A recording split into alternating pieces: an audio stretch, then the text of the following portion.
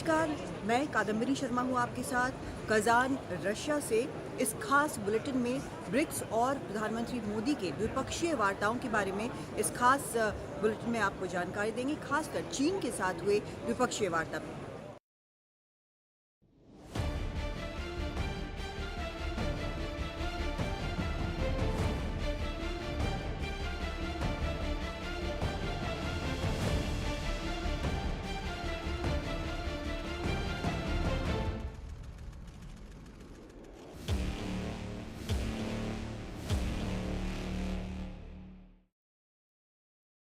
BRICS बड़ा आयोजन है, दुनिया भर की इस पर नजरें हैं, लेकिन भारत में जिस एक मुलाकात पर सबसे ज्यादा नजर रही वो प्रधानमंत्री नरेंद्र मोदी और चीन के राष्ट्रपति शी जिनपिंग के बीच मुलाकात की। पेट्रोलिंग एग्रीमेंट के बाद उसका ऐलान हुआ, ये तय हुआ कि 2020 की स्थिति में LAC पर वापस जाएंगे। उसके बाद ये बैठक हुई है। इस बैठक में रिश्तों पर जमी बर्फ को पिघलाने की कोशिश हुई है। हमारा मानना है कि भारत और चीन के संबंधों का महत्व केवल हमारे लोगों के लिए ही नहीं, लेकिन वैश्विक शांति, स्थिरता और प्रगति के लिए भी हमारे संबंध बहुत अहम है। पूरे 5 साल बाद हुई ये महामुलाकात।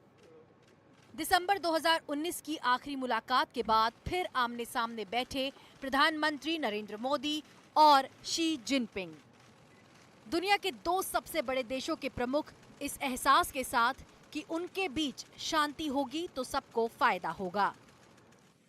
एक्सेलेंसी, सीमा पार पिछले 4 वर्षों में उत्पन्न हुए मुद्दों पर बनी सहमति का हम स्वागत करते हैं। सीमा पर शांति और स्थिरता बनाए रखना हमारी प्राथमिकता रहनी चाहिए। म्यूचुअल ट्रस्ट, म्यूचुअल रिस्पेक्ट और म्यूचुअल सेंसिटिविटी हमारे संबंधों का आधार बने रहना चाहिए। आज इन सभी विषयों पर बात करने का अवसर मिला है। मुझे विश्वास है कि हम खुले मन से बातचीत करेंगे और हमारी चर्चा कंस्ट्रक्टिव होगी। China and India are both ancient civilizations, major developing countries, and important members of the global south. We are both at a crucial phase in our respective modernization endeavors. It best serves the fundamental interests of our two countries and two peoples, for both sides to keep to the trend of history and the right direction of our bilateral relations. इस मुलाकात का इंतजार सबको था, क्योंकि इसके पीछे साल के वो तनाव थे जो किसी और के सुलझाने से सुलझने वाले नहीं थे। जून 2020 में गलवान की झड़प के बाद सीमाओं पर दोनों तरफ की टुकड़ियां अपना बुनियादी ढांचा मजबूत करने में लगी थीं। सेनाएं पीछे हटने को तैयार नहीं थी। असर कारोबार पर भी पड़ा था और अंतर्राष्ट्रीय समीकरणों पर भी। लेकिन रूस में ब्रिक्स की बैठक के दौरान हुई इस द्विपक्षीय बातचीत ने रिश्तों के नए दरवाजे खोले हैं। इतना ही कह सकता हूं कि पिछले 2 दिन में जो कदम हमने उठाए हैं, और ये कदम पिछले 2 दिन से हमारे सामने हैं, लेकिन इन पे जो काम हुआ है वो काफी समय से काम चल रहा है। मैं ये कहूँगा कि इनसे हमारी एक तरह से जो प्रक्रिया है सामान्य रिश्ते बनाने के लिए, उनको वापस एक सामान्य रास्ते पे लाने के लिए वो यात्रा एक तरह से चल पड़ी है। जैसा मैंने अपने जो मैं पहले कह रहा था कि जो ये restoration of peace and tranquility in border areas will create space for returning towards the path of normalization, मैं यही मेरा तात्पर्य इसी चीज की तरफ था कि जो पीछे अभी समझौता हुआ है उससे ये रास्ता अब खुल गया है। रास्ते पे अब चलने की हम दोनों को आवश्यकता है। और जहां तक ट्रस्ट का सवाल है, जो हम दोनों के बीच आगे चल के प्रोसेस होगा, प्रतिक्रिया होगी, उससे ट्रस्ट, हमारी आशा है कि उससे ट्रस्ट बढ़ेगा हम दोनों के बीच में। बेशक ये एक बड़ी शुरुआत है। इस द्विपक्षीय बातचीत में जो जज्बा दिखा है वो आगे बढ़ता रहा तो आने वाले कल के वैश्विक समीकरण भारत और चीन के रिश्तों से तय होंगे।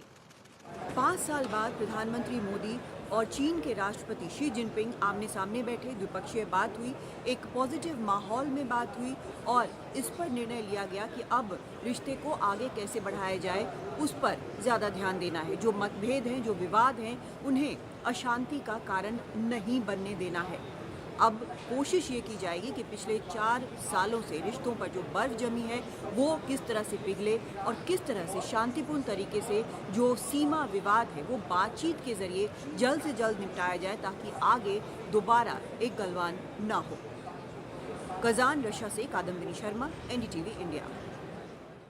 ब्रिक्स सम्मेलन कजान रशिया में हो रहा है और पीएम मोदी का यहाँ 2 दिन का दौरा रहा। इस दौरे में कई अहम बातचीत हुई हैं। यहाँ पर ब्रिक्स सम्मेलन में कई अहम फैसले हुए हैं। ब्रिक्स के पहले अब बात करते हैं पहले द्विपक्षीय वार्ताओं की। जिस एक बातचीत पर सबसे ज़्यादा नज़र थी वो थी पीएम मोदी और चीन के राष्ट्रपति शी जिनपिंग के बीच। जिस तरह से दोनों देशों के रिश्ते तनावपूर्ण बने रहे 2020 के गलवान झड़प के बाद, वो यहाँ पर कहीं ना कहीं सुलझने की तरफ बढ़ते नजर आए। एक बार जब ये ऐलान हो गया कि पेट्रोलिंग अग्रीमेंट हो चुका है और चीन के साथ, और गश्त वहीं पर अब लगाई जा सकेगी जहां पहले 2020 में होती थी, चरवाहे वहां पर जा सकेंगे, तो ये पेंडिंग जो मसला था जिस पर बातचीत चल रही थी उसमें ये ब्रेक थ्रू हुआ। और उसके बाद यहाँ कजान में दोनों नेताओं ने बात की। ये सहमति बनी कि दोनों ही जो हैं वो साथ मिलकर काम करें तो बेहतर होगा। पीएम ने ये साफ कहा कि जो मतभेद हैं, जो विवाद हैं, उनको सही तरीके से निपटाए जाएं और वो अशांति का कारण न बने। अब इस पर दोनों देशों के बीच आगे की बातचीत बाकी मसलों पर भी होगी। जहाँ तक व्यापार का सवाल है, जहाँ तक पीपल टू पीपल कॉन्टैक्ट का सवाल है, तो इन सबों पर भी अब बातचीत शुरू हो जाएगी। जो स्पेशल रिप्रेजेंटेटिव्स हैं बॉर्डर मसलों पर बात करने के लिए, उनकी 2019 से बैठक नहीं हुई है। अजीत डोवाल हैं एनएसए और वांग यी वहाँ से चीन से हैं, तो उनकी भी जल्द बैठक होगी। विदेश मंत्रियों की भी जल्द बैठक हो सकती है। तो एक दोनों शीर्ष नेताओं की मुलाकात के बाद अब ये जो रिश्ता है एक बार फिर से सामान्य होने की तरफ चल पड़ा है। बस ज़रूरत यह है, जैसा कि पीएम ने कहा, कि आपसी सम्मान और अंडरस्टैंडिंग की इस रिश्ते में ज़रूरत है। तो एक ये अहम बातचीत हुई है। दूसरी अहम बातचीत प्रेसिडेंट पुतिन के साथ हुई है, जहां पर एक बार फिर से प्राइम मिनिस्टर ने ये साफ कहा, प्राइम मिनिस्टर मोदी ने, कि जो युद्ध है वो बातचीत से शांतिपूर्ण तरीके से वो सुलझाया जाए, उसका अंत हो। ये बेहद ज़रूरी है। उन्होंने इनवाइट भी किया प्रेसिडेंट पुतिन को आने के लिए, भारत आने के लिए, और बाकी जो मसले हैं दोनों देशों के बीच, जो पूरा रिश्ता है, चाहे वो सिक्योरिटी का हो, डिफेंस का हो या फिर व्यापार का हो, इन सब जो कई ऐसे रिश्तों के कई आयाम हैं जिन पर बात हुई है दोनों नेताओं के बीच। इसके अलावा एक और बातचीत हुई, द्विपक्षीय बातचीत हुई ईरान के राष्ट्रपति मसूद पेजेश्कियान से। ये भी काफ़ी अहम मुलाकात रही क्योंकि उनके राष्ट्रपति बनने के बाद पीएम मोदी से उनकी ये पहली मुलाकात थी।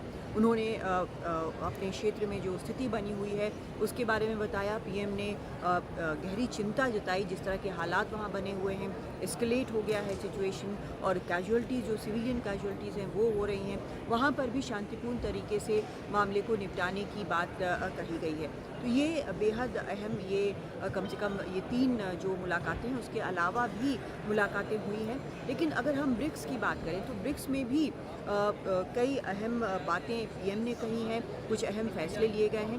पहला ऐसा ब्रिक्स था जो कि एक्सपैंडेड ब्रिक्स यहाँ पर था, यानी कि 9 देश यहाँ पर थे। एक एक्टिव मेंबर जो अभी एक्टिव नहीं है वो नहीं था। तो इन सभी देशों का स्वागत किया गया। जो सदस्य नहीं हैं उनके लिए भी एक मोडालिटी तय की जा रही है। तो ये काफ़ी अहम है। फिनटेक पर बात हुई है, मल्टी लेटरलिटी पे बात हुई है, ताकि जो जिस तरह से यूएन वगैरह जो चलते हैं तो उसमें सुधार हो। ये भी कहा गया डिक्लेरेशन में कि ये इन सब चीज़ों को लेकर और एक मजबूत ब्रिक्स बनाना है। पीएम ने समावेशी एक ब्रिक्स की बात की।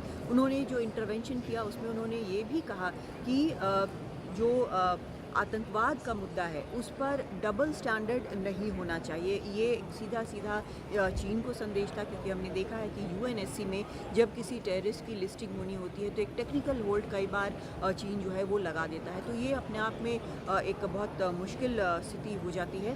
तो वो उन्होंने साफ कर दिया। उन्होंने यूपीआई की बात की जो भारत के लिए एक सक्सेस स्टोरी है, और उन्होंने कहा कि बाकी देश भी इसको अपना सकते हैं। कई देशों ने इसे अपनाया है। तो कुल मिलाकर यहाँ पर ब्रिक्स में कई बातें हुई, और किस तरह से नए मेंबर्स को शामिल किया जाए उस पर भी बात हुई। ये भी पीएम ने इस बारे में ये भी कहा कि एक कंसेंसस से अग्रीमेंट होना चाहिए, और पुराने जो फाउंडर्स हैं उनके बात का सम्मान होना चाहिए, उनके विचार का सम्मान होना चाहिए। कुल मिलाकर लेकिन ये ब्रिक्स जो है इसलिए भी माना जाएगा क्योंकि यहाँ पर 24 से के करीब देशों के प्रमुख यहाँ पर आए। उसके अलावा 32 से ज़्यादा देशों के डेलीगेशंस यहाँ पर आए।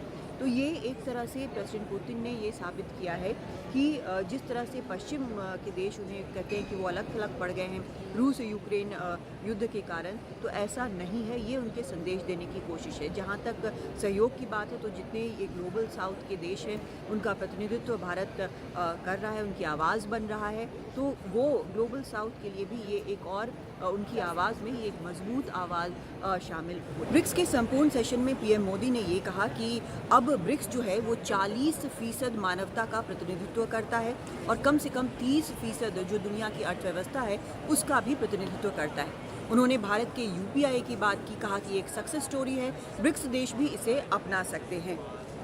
ब्रिक्स डिक्लेरेशन भी अब अपना लिया गया है। भारत द्वारा बनाया गया यूनिफाइड पेमेंट्स इंटरफेस यानी यूपीआई भारत की एक बहुत बड़ी सक्सेस स्टोरी है। इसे कई देशों में अपनाया गया है। पिछले वर्ष हिज हाइनेस शेख मोहम्मद के साथ मिलकर हमने इसे यूएई में भी लॉन्च किया। अन्य ब्रिक्स देशों के साथ भी इसमें सहयोग किया जा सकता है।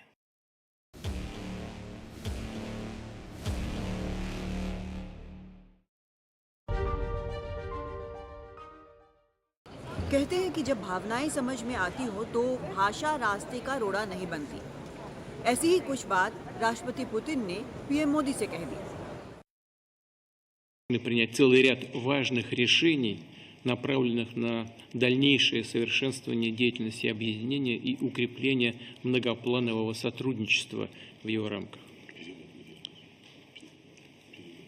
माननीय प्रधानमंत्री जी, У нас такие отношения, что я считал, что вы и так все понимаете. हमारे इतने रिश्ते हैं कि मुझे ऐसा लगा कि आपको कोई अनुवाद नहीं चाहिए।